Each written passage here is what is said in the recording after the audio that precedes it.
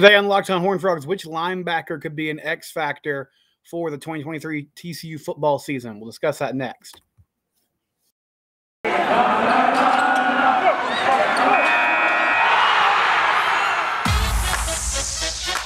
You are Locked On Horned Frogs, your daily podcast on the TCU Horned Frogs, part of the Locked On Podcast Network, your team every day.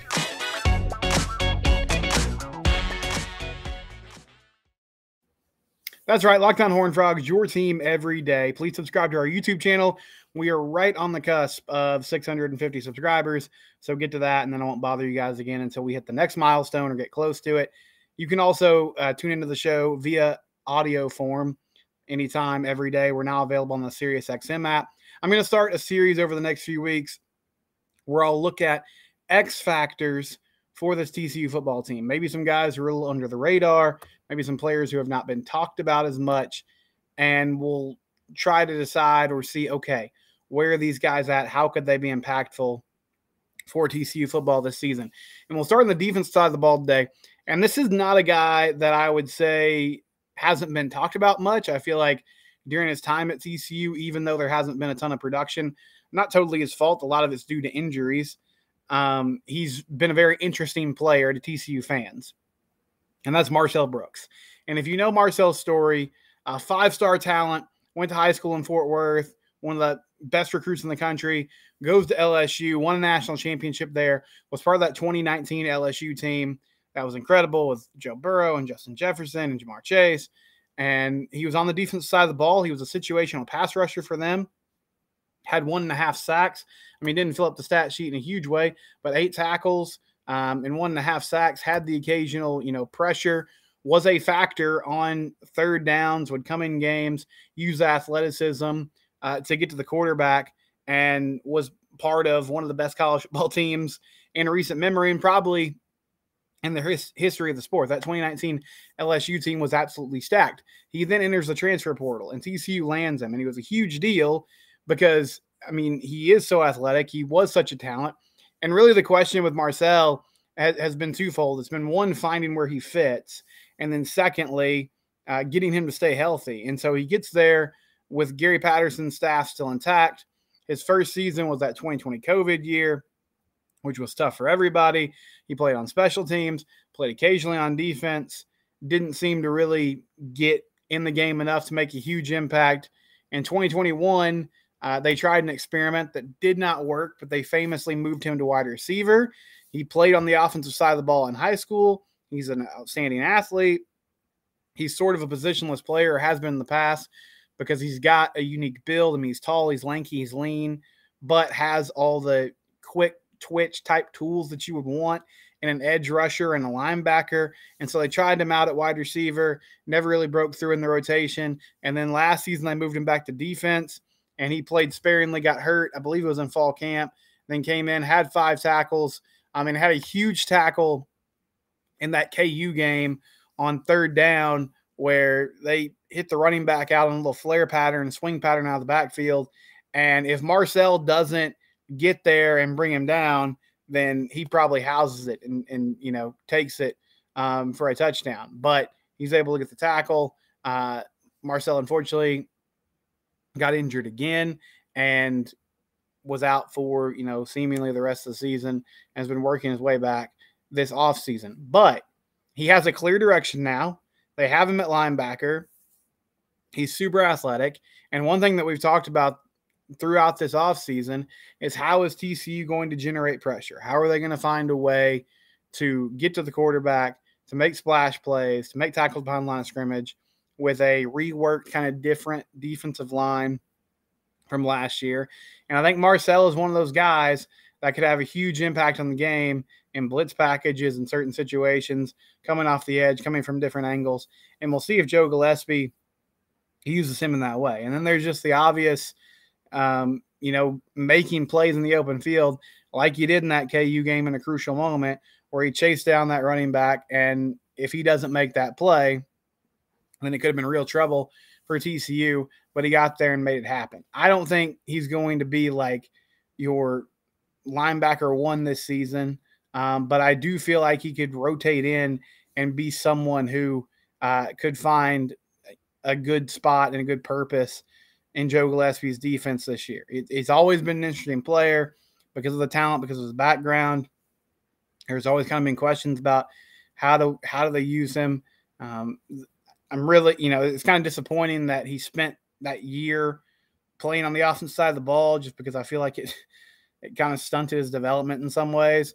However, I think if he can stay healthy this year and comes back and is playing well, then you could finally see a special talent breakout in Marcel Brooks.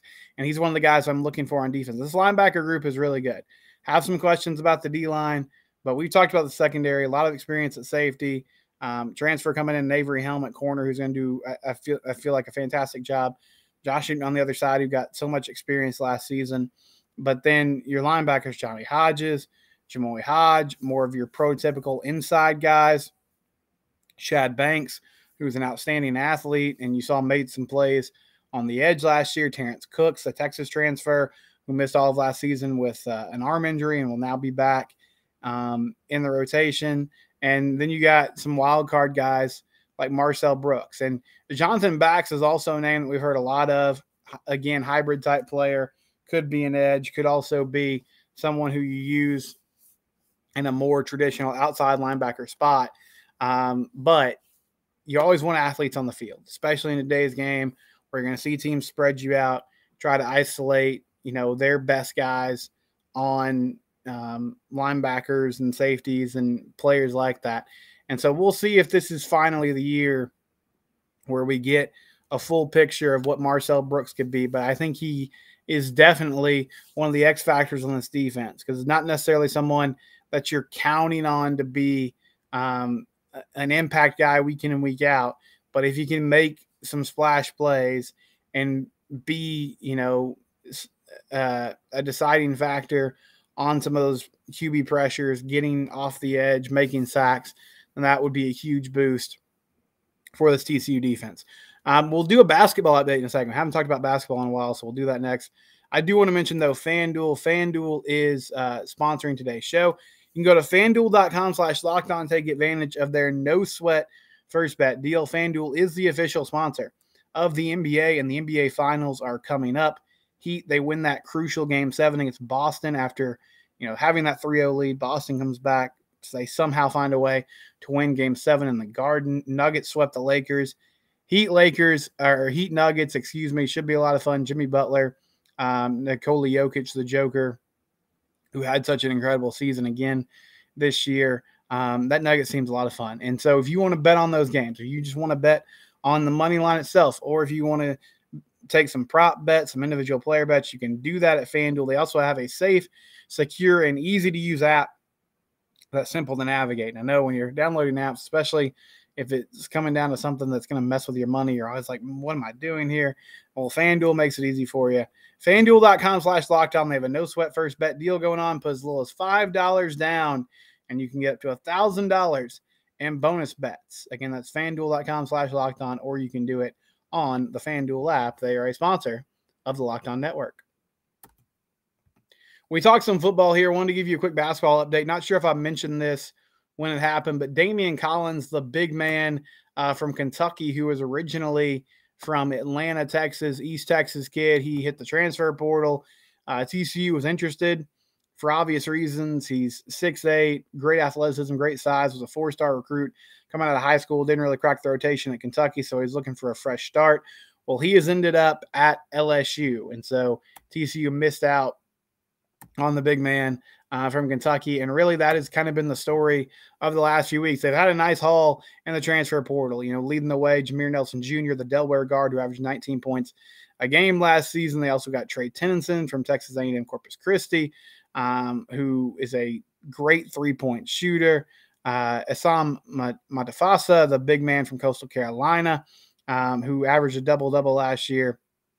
We're trying to get one more big man in the fold because Xavier Cork is really the only kind of leftover, holdover big that is currently in the rotation for TCU basketball, but hasn't worked out. They're still in the mix for Ernest Udea, the Kansas transfer, who's similar to Damien Collins, big-time recruit out of high school, was at KU, wasn't really seeing much playing time, is looking for a fresh start as well, but there doesn't seem to be a lot of traction there. So that's who they're chasing after, have not had much luck getting that second post player in the portal. There is a deadline today to withdraw from the NBA draft, which means we should hear from Damien Ball and Emmanuel Miller whether or not they're going to keep pursuing. If there's no news, it means they're going to keep pursuing the professional landscape. And if they decide to come back, then I think that will be welcomed by the coaching staff. Mike Miles is obviously going to move on to the NBA, and we wish him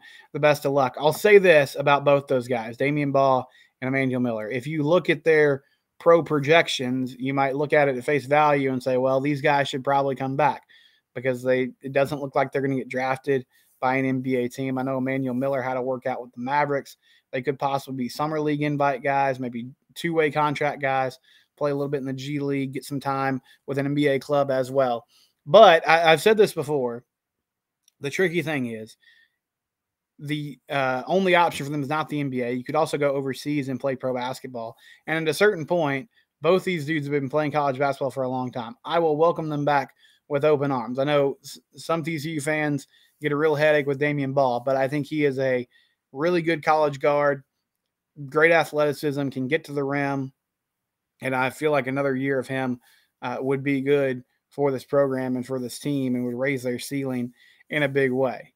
But my original point, both of them, 21, 22 years old, have been playing college basketball for years. At a certain point, you have to look at the situation and say, okay, it might not get better than it might not get better than it is right now. Like my opportunity to play pro basketball might not improve even if I come back, because yes, you have another year of tape, potentially another year of development, but the NBA is becoming more and more a young man's game. You go look at the lottery and you tell me how many juniors and seniors you see there.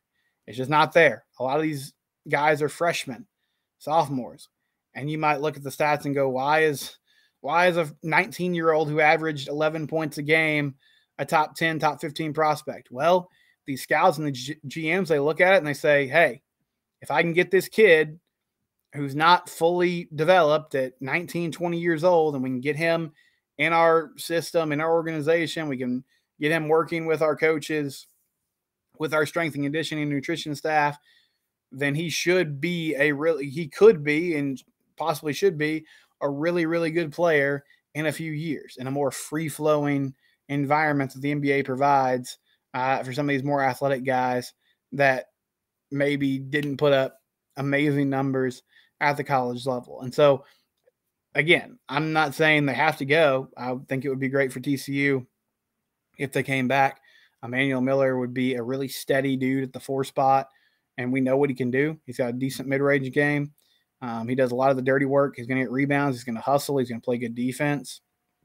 Decent free throw shooter. A reliable guy. A good player to have on your roster. Damien Ball, similar thing. Has a high ceiling. Can make plays. Great athleticism. Guards really well.